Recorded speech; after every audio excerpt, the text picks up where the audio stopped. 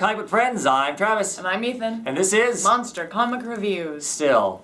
And we're going to jump right into the second half of our books for the third week of September. And we're going to start out by talking about the Hypernaturals, number 3. So, I like this comic. I really like the villain. Sublime. I really like Sublime. He's pretty awesome just because the stuff that he chooses to do makes him an awesome villain. Like the fact that What's-Her-Face, he reverses her husband's makes age, him back makes to a him baby. a Right. baby. Yeah, and then they go to visit him. And Yeah. of course, he throws out the insult, so is he even talking yet? Yeah. Yeah, he's a bastard. There's no doubt about it. Yeah, he's evil. He's an awesome villain. So I don't think it's him. I don't think he's the one who. But they're doing it. But okay, so it's not. You think he's not somehow. I don't he's not think somehow Sublime's doing the one it. who's doing it. You think Not somebody, that I don't think that he couldn't. I think that he could if he wanted to. But because they have him locked up in a maximum security place, a la Silence of the Lambs, all isolated off by himself, kind of a thing. And they go to him to talk to him because they're trying to figure out how it is that he's doing this because the person is doing things exactly like him. And he's like, well, yeah, it's not me, obviously, because I'm stuck in here. But if it was me, I would do that, and I would do this, and I would do this. And, of course, they release, at the very end, it releases a booby trap on him. yeah, Because they basically brought back one of the guys that supposedly got attacked. right. They brought back his brain. And his body is attacking everything. Yeah. So, you don't think it's him, you think it's him, it's just somebody copying him. And see, I think it's him, and I think he set this all up in advance before he got caught. If he's so uber smart, you know what I mean? They had it all figured out in advance. I guess we'll find out at some point. Well, I'm sure if he wanted to, he could have done that. And I'm not saying that he didn't necessarily, but I don't think it's this. Maybe it's just me. So, I mean, it's an interesting story. We get more backstory as to what happened, how bad Sublime is, and how bad he screwed up the team and everything. And of course, we also get the new, what's left of the new team trying to get their heads screwed back on straight. And we also get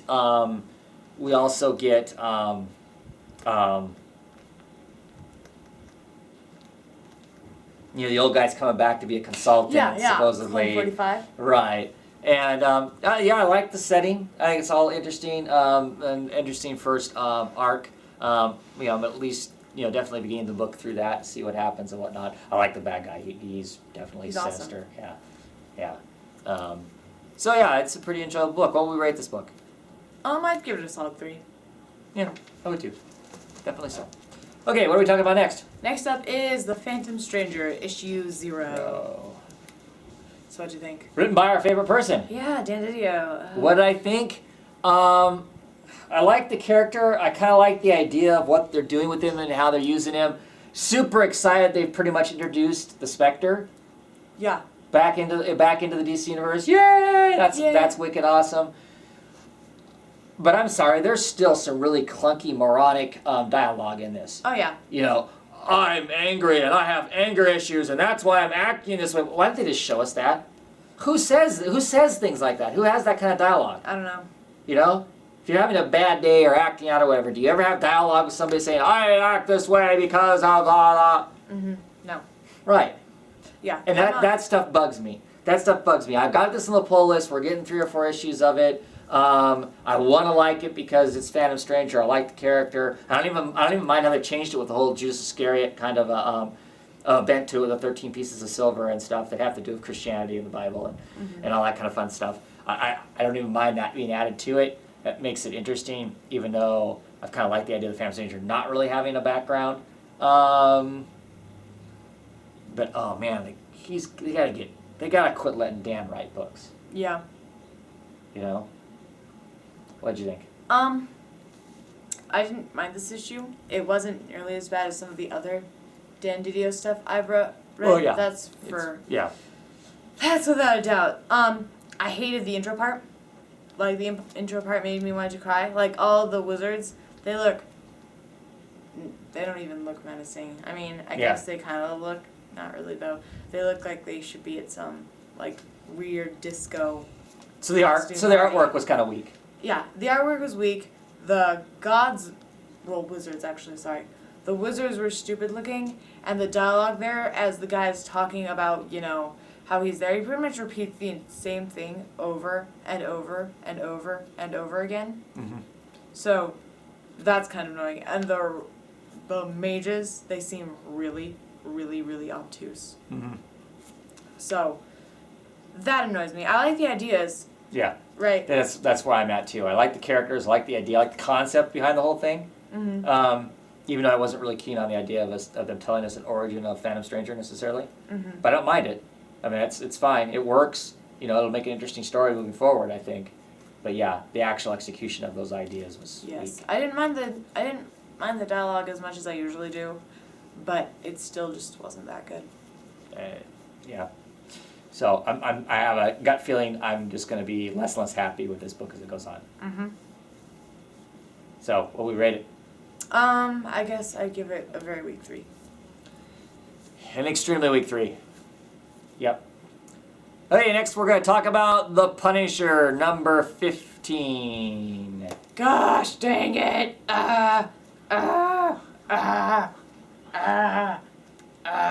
Okay, so obviously the guy that was working with the lady that Punisher just garroted to death. He goes crazy because he was in love with her, right? So he calls the police and says, "Oh my God, Punisher's here and he's shooting people up." And then he proceeds to go to town and shoot the crap massacres out of everybody in the building. Yeah. Right? He is a big fan of grenades. He really liked grenades. Well, grenades work well for just massive killing. Yeah. Yes, they do apparently. As he blows a ton of people up. So obviously Punisher and Punisher Red are still there. Mm-hmm. And they're having to get out of the building while the cops have the building surrounded. Mm-hmm. Right? And so the cops gas the place and they're marching in with their guns and whatnot. So nobody can really see who anybody is. Exactly. Right? So, yeah. You can go because I'll end up screaming a lot more. Yeah, they shoot the place up, and unfortunately, it looks like Punisherette shoots Bolt. Yep. Who, was their inside guy, really, Yep. to a large degree. And certainly she did not want to be killing cops. She doesn't, I don't think the Punisher does either, but I think the Punisher is cold enough as to collateral damage happens, and that's just the way it is. Whereas she obviously doesn't adjust to it very well. It is a sad way to lose Bolt. I'm assuming Bolt's dead. He has a bullet through his neck. Yeah, well, people do live through things like that. She did get shot through their chest, so there's no reason that she can't shoot somebody to death and have them not die. But, it's pretty horrific and whatnot, and I'm assuming they're going to swap clothes and get out of the place by looking like they're cops. Is how they're going to get out of the building and stuff. Mm-hmm. But, yeah, what a horrific turn of events. Yeah. You wrecked my life, screw you, I'm going to screw you, and now we just have to hope, right, that that the detective that is still alive can figure out that this whole massacre wasn't the Punisher, because it's not his MO. Not the typical kind of thing the Punisher would do. No. Next issue is the last issue of the Punisher, mm-hmm. and it's done. Suck. And then we'll have Punisher versus the Avengers miniseries, mm-hmm. and then Greg Rucka's gone. He's not writing the books anymore. Yep. So that'll completely change the way the character is probably. But this has been awesome. It's been awesome. I really like this one. It was a great issue. It was definitely full of, you're right though. It was just a big gut-wrenching disaster by the time the thing was done. Yep. But at least it was written well. It wasn't a gut-wrenching disaster in the same way Phantom Stranger is. So what would we give this book? I'd give it a 5. Yeah, I'd give it a 5 also. It was awesome. As much as I'd love to give it a 0 because they freaking killed him. It was still good. Yeah, it was very, very exactly. good. It was written well. So. Okay, so what are we talking about next? Next up we have Resurrection Man issue 13. I mean, it's issue 0, but it's not really a... And it's the last issue. I mean, it's kind of an origin story, but it would have happened anyway, even if not. And yes, it's the last issue. Last issue. So we got to find out exactly how Resurrection Man came about, which is a cool concept. I totally called it. As soon as he lost an arm, I'm just like, oh, this Resurrection Man is the arm. Is the arm. Yeah, kind of. He basically is, yeah. The nanobites grabbed a whole bunch of organic tissue, I would say, annihilated and supposedly flushed it away. Burned his arm. Right, flushed it away to get rid of it because it was a faulty arm or whatever. It produces a better version of Shelley. Better in more than one way. Better in the sense the fact that it isn't dying, obviously. And he comes back to life with superpowers and he's stronger each time that we and find he out. comes back And with he's a good guy. Karmatically, he comes back the polar opposite of Mitch Shelley. Mitch Shelley, who is a creep. Mm-hmm. All around ugly Horrible person. creep, right. The one thing I didn't like about this book was the whole heaven and hell part. That just felt so rushed because obviously, oh crap, this is our last issue. We better tie up this storyline. So instead of it being kind of a complicated storyline, it's like they fly down, stab one of these, stab the evil Shelley. Okay, well fine, we'll take her soul. Ah ha ha, everything's fine. See, Yay, I didn't think great. that. I didn't think the heaven part felt bad, but the hell part did. Just because, to me, okay, so. Well, hell wasn't interested in the soul. I can buy that. The hell going, we don't need your soul. We're fine with this because you still being alive and gaining more and more power just tickles our funny bone and upsets heaven just that much more. So we're all for that. I just thought it was fine. I mean, yes, it was obviously rushed. Extremely rushed. I didn't think it was. All those characters, when they were first introduced in the first issues and stuff, the angels that were trying to collect him and stuff on the plane in the very first issue, in issue 1 and whatnot, were interesting. They were even creepy, even though they were supposed to be the angels. Well, if you remember that angel was like this big, weird, twisted monster, and he and it proceed to just kill everyone on the plane because they crash it. Right, but still, what I'm saying though is that it went from being much more interesting and organic feeling to this very artificial, we're here, can we have your liver now, kind of a thing. I don't know. That was unfortunate. Yes. I just think it's an unfortunate ending to the book because the book was interesting and it ties up all of the loose ends in this basically, leaves an open door for them to do something with the character if they want to, which is fine, but it also felt extremely rushed in the process of getting that all. One of the biggest things I had respect for this book was the fact that it managed to successfully mix technology and magic, because that usually just doesn't happen. Usually you don't have something that is. What's the magic part? Black and white. Okay, not magic. The heaven and hell thing, not necessarily. Magic, oh, okay, I see what you're saying. Right. Still, I mean. Right. The supernatural versus the versus the scientific. Theoretically possible. Oh, okay. I mean. Yeah. Yeah. So they did a good job with that, but yes, this issue was very rushed. Yeah. But still, I like it. As a series as a whole, I think I'd give it 5. The series as a whole? The series as a whole. I would give it a 4. It needed to end better. Okay. They knew the end was coming. They knew the end was coming, and they should have fixed that end. You can stick with a 5. That's fine. I don't count this issue. This issue we can just. It's a 0 issue, so it doesn't matter. Exactly, it's 0 issue. It comes before the series. Oh. I like the series more up until about issue 6, and then at about issue 6, you could tell they changed their delivery. Right, it's like, okay, we need to make this closer to a superhero book to hopefully we can pull in more of an audience, I think was what they were thinking, as opposed to start out more like, not that you're really familiar with it, but more like a Vertigo style type book. I was just about to say, I think it would have done better as a Vertigo book. Yeah. Just because I think, or as an independent book. I mean, not that it obviously, but DC owns the character. Exactly, yeah. But just because Vertigo, if it's Vertigo, then it can do more of what it wants to. Well, and it's a different type of sales. Mm-hmm. The sales operate differently under a Vertigo type. Yep. Or at least in the past, that's been the way. All right, last we're going to talk about X-Men number 35. What you think?